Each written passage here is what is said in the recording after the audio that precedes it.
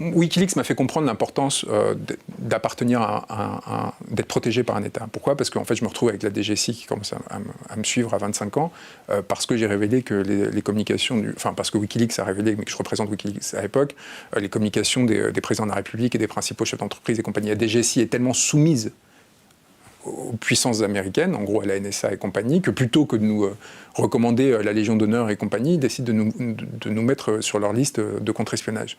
Donc moi, je sais ce que c'est la vulnérabilité. Ils font leur boulot. Ah oui. Ah oui. Pour eux, vous êtes peut-être une puissance qui va déstabiliser la France. Leur boulot, c'est pas de s'assurer que nos conseillers, nos diplomates, nos présidents puissent communiquer de façon sécure sans être espionnés par les États-Unis et compagnie. C'est pas au moment de Pegasus, d'empêcher que... C'est-à-dire qu'une entreprise privée, aujourd'hui, est capable de pirater les communications du président de la République. Et pardonnez-moi, mais ces insuffisances-là, je vais essayer de ne pas être insultant, vous me l'avez demandé, pour eux, donc, ils foirent complètement tout, et en plus, ils s'attaquent aux citoyens français qui le révèlent, qui l'exposent et qui essayent de lutter contre ça. Mais pardonnez-moi, hein, qui ne devient pas révolutionnaire après avoir vécu ça ? Qui ne devient pas révolutionnaire après avoir fait cet effort énorme ? Les sacrifices et les risques énormes qu'on a pris pour notre vie, pour défendre la France.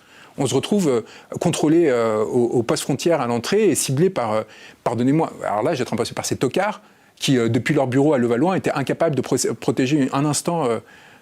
Tocard s'est déplacé.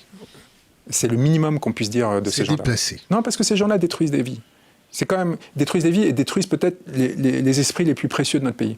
Au lieu d'essayer de les accompagner, de les protéger, de les alimenter, ils essayent de retourner la société contre elle-même. Pourquoi ? Parce qu'ils acceptent d'être les instruments de lutte de pouvoir, de factions et de personnes qui elles-mêmes sont soumises à des puissances étrangères. Et après, ils prétendent le faire au nom de la société.